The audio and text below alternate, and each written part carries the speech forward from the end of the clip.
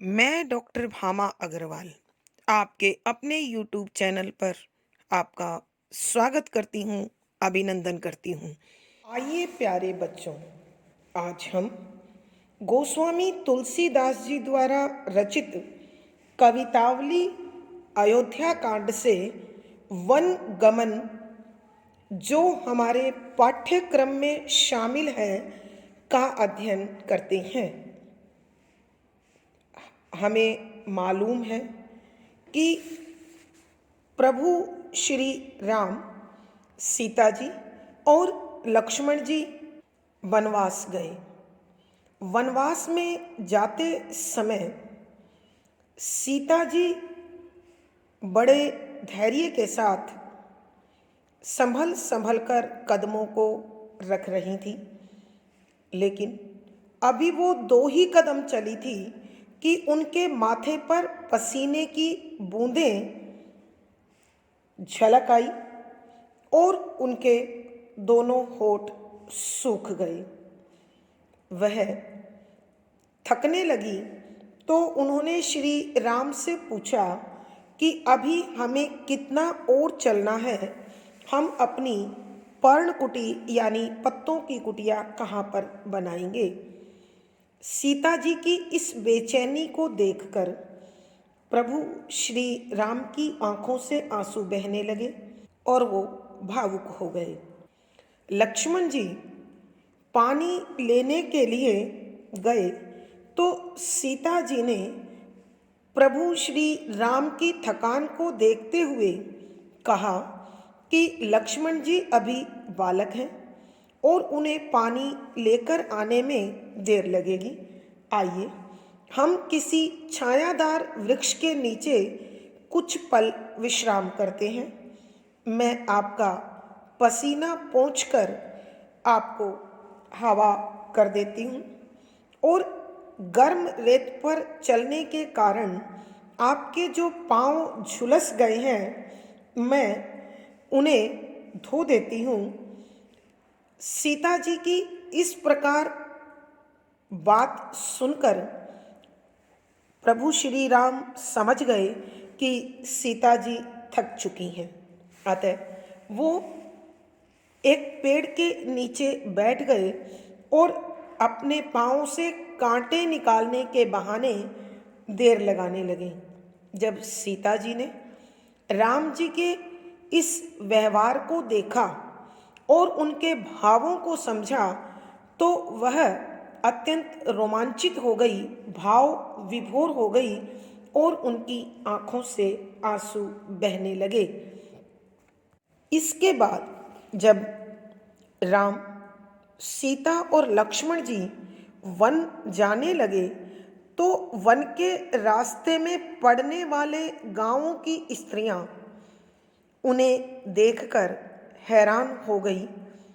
एक ग्रामीण स्त्री ने अन्य स्त्रियों से कहा कि मेरी तरह तुम उस स्त्री को देखो जो एक गोरे रंग वाले और एक सांवले रंग वाले राजकुमार के बीच चल रही है और इसके शरीर के कोमल भागों को देखकर मुझे ऐसा लग रहा है कि यह इस वन के मार्ग में कैसे चल पाएगी।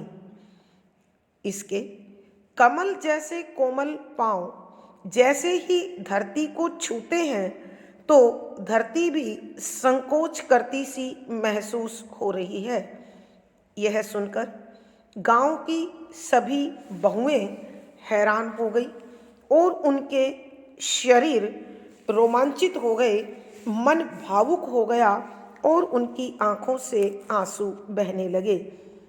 तब गांव की एक स्त्री ने सीता जी को इशारे से पूछा कि जिनके सिर पर जटाएं हैं, जिनकी छाती और भुजाएं विशाल हैं, जिनकी आंखें लाल हैं और भौहें तिरछी हैं, जिन्होंने अपने कंधे पर धनुष बाण धारण किया हुआ है और वो आपके साथ मार्ग में सुशोभित हो रहे हैं, तथा बार बार आदर के साथ आपकी ओर देखते हुए हमारे मन को मोहित कर रहे हैं, वो आपके क्या लगते हैं।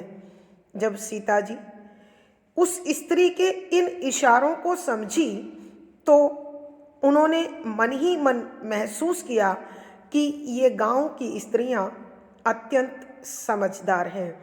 उन्होंने भी मुस्कुराते हुए इशारे में उन्हें बता दिया कि तुम जिसके विषय में पूछ रही हो वो मेरे पति हैं। इस इशारे को देखकर गांव की उन बहुओं की आंखों को इस प्रकार आनंद प्राप्त हुआ, इस प्रकार खुशी प्राप्त हुई, मानो प्रेम के तालाब में भाव रूपी सुंदर कलियां खिल उठी हों। इसी प्रकार के भावों को व्यक्त करते पदों का हम अब अध्ययन करेंगे। सवैया संख्या 4। शीस जटा उर बाहु विशाल, विलोचन लाल तिरछी सी भुएं, तून सरासन बान धरई, तुलसी बन मारग में सुठी सोहें, सादर बारही बार सुभाव चिते, तुम्हें तो हमरो मनु मोहे, पूछत ग्राम बधु सियसों, कहूँ सांवरे से सखी रावरे को हैं। प्रसंग। प्रस्तुत पद अथवा सवैया हमारी हिंदी की पाठ्य पुस्तक मध्यकालीन काव्य कुंज में संकलित गोस्वामी तुलसी जी द्वारा रचित कवितावली के अयोध्या कांड से वन गमन प्रसंग से लिया गया है। संदर्भ। इस सवैये में जब प्रभु श्री राम, सीता जी और लक्ष्मण जी अयोध्या छोड़कर वन गमन करते हैं तो वन के मार्ग में जाते समय जब ग्रामीण स्त्रियां इन तीनों को देखती हैं और उनकी सुंदरता पर मोहित हो जाती हैं तो उन्हीं में से ग्राम वधू अत्यधिक जिज्ञासा के साथ सीता जी से सांवले रंग वाले श्री राम का परिचय पाने के लिए इशारे में उनसे जो पूछती है उसका अत्यंत भावपूर्ण वर्णन इस सवैये में किया गया है। व्याख्या। शब्दों के अर्थ साथ साथ। शीस सिर, जटा जटाएं हैं, उर हृदय, बाहु भुजाएं विशाल बड़ी बड़ी हैं, विलोचन आँखें लाल लाल रंग वाली हैं, तिरछी सी तिरछे आकार में भोए भोहे हैं। ग्रामीण स्त्री सीता जी से पूछती है कि हे सखी, जिनके सिर पर जटाएं हैं, जिनका हृदय और भुजाएं लंबी हैं, जिनकी आँखें लाल लाल हैं और जिनकी भौएं तिरछी हैं, तून सरासर बाण धरें। तून तरकश, सरासन धनुष, वाण तीर धरें धारण किए हुए हैं, जिन्होंने अपने कंधे पर धनुष और तरकस धारण कर रखा है और बाण धारण किए हुए हैं, तीर धारण किए हुए हैं। तुलसी वन मार्ग में सुठी सोहें। तुलसीदास जी कहते हैं वो स्त्री कहने लगी कि वन मार्ग, वन के रास्ते में सुठी अच्छी प्रकार से सुंदर तरीके से सोयई सुशोभित होते हैं। सादर बारही बार सुभाए चिते तुम्हें, सादर आदर के साथ, बारही बार बार बार, सुभाए अत्यंत प्रेम भाव से अच्छी प्रकार से, चितई ध्यान से देखते हैं तुम्हें तुम्हें, त्यों इस प्रकार से हमरो हमारा मनु मन मोहई मोह रही हैं कि बार बार तुम्हारी ओर बड़े ध्यान से और आदर से देखते हैं, और जब तुम्हें वो इस प्रकार देखते हैं तो वो हमारे मन को मोहित कर रही हैं। पूछने लगी, ग्राम वधु गांव की बहू, सीएसओ सीता जी से कहो बताओ, सांवरे से सांवले रंग वाले सखी हे सखी, रावरे आपके को कौन हैं लगते हैं। कि ग्राम वधु सीता जी से पूछने लगी, हे सखी, ये सांवले से रंग वाले आपके कौन लगते हैं, आपके क्या लगते हैं। एक बार फिर कर रही हूँ। सबसे पहले हम चौथी पंक्ति को सबसे ऊपर ले आएंगे। पूछत ग्राम वधु सीएसओ, कहो सांवरे से सखी रावरे क्यों हैं। कि गांव की बहू या ग्राम वधु सीता जी से पूछने लगी कि हे सखी बताइए, ये सांवले से रंग वाले आपके कौन लगते हैं, जिनकी शीस जटा और बाहु विशाल, विलोचन लाल तिरछी सी भुएं, कि जिनके सिर पर जटाएं हैं, जिनका हृदय और भुजाएं लंबी हैं, विशाल हैं, जिनकी आंखें लाल हैं और जिनकी भौएं तिरछी हैं। तून सरासर बान धरई, तुलसी वन मार्ग में सुटी सोहें। तुलसीदास जी कहते हैं, वो स्त्री पूछने लगी कि जिसने अपने कंधे पर धनुष, तरकस और तीर धारण कर रखे हैं और वन के मार्ग में वो सुशोभित हो रहे हैं, भले लग रहे हैं, सुंदर लग रहे हैं, और सादर 12 बार सुभाव चितई तुम्हें, कि वो बार बार तुम्हें बड़ी आदर भावना के साथ, अच्छे भावों के साथ ध्यानपूर्वक देख रहे हैं, त्यों हमरो मनु मोहे। और इस प्रकार देखते हुए, वन मार्ग में चलते हुए हमारे मन को मोहित कर रहे हैं। अर्थात ग्राम वधु बड़ी समझदारी से सीता जी से प्रभु श्री राम का परिचय पूछ रही हैं। भावार्थ, कवि के कहने का भाव यह है कि इस विलक्षण गुणों के साथ वन मार्ग की ओर इन तीनों का प्रस्थान गांव की स्त्रियों के लिए उत्सुकता और जिज्ञासा का स्वाभाविक भाव लिए हुए है।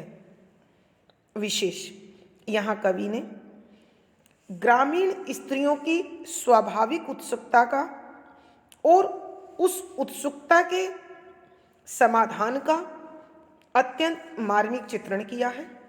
शुद्ध साहित्यिक ब्रज भाषा का प्रयोग है, शांत रस प्रसाद गुण है, सवैया छंद का प्रयोग है, गेय शैली और संगीतात्मकता सहज दिखाई देती है, संवादात्मक स्वरूप लिए हुए सवैया है।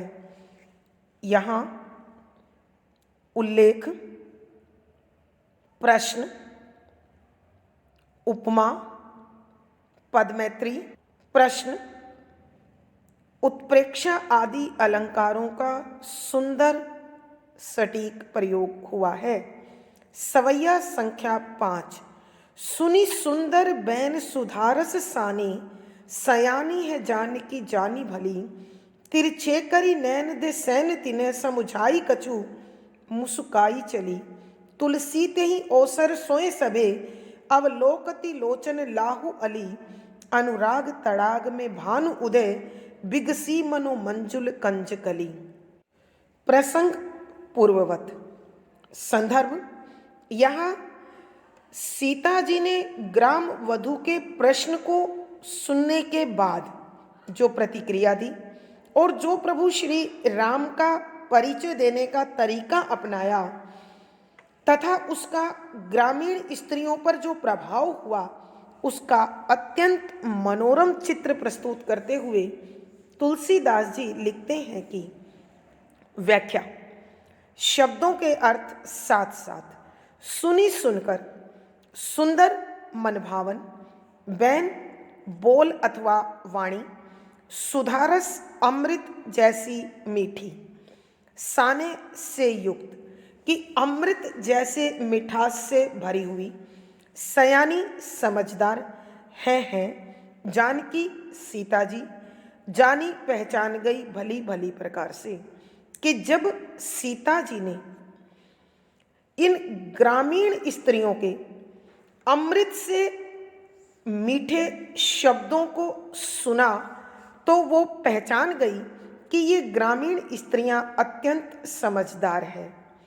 तिरछे करी नैन आँखों को तिरछा करके तिरछे तिरछा करी करके नैन आँखें दे देकर सैन तिन्ही समुझाई कची सैन माने इशारा तिन्ही ग्रामीण स्त्रियों को समुझाई समझा दिया कछु कुछ मुस्काई मुस्कुराकर चली आगे चल पड़ी कि जानकी जी ने भी उन स्त्रियों की समझदारी को समझते हुए अपनी आंखों को तिरछी बनाकर इशारे से उन स्त्रियों के पूछे गए प्रश्न का उत्तर दे दिया, अर्थात उन्हें बता दिया कि ये मेरे पति हैं।